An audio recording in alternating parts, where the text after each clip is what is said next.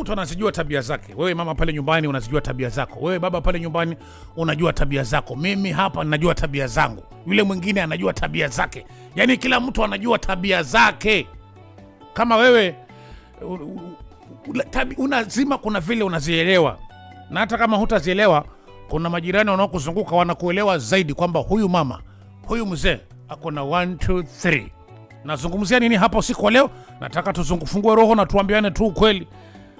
Wewe kama mama sasa pale nyumbani, wewe kama mwanamke, je, uko tayari mtoto wako wa kiume aoe mwanamke mwenye tabia zako? Tuulizane tu ukweli.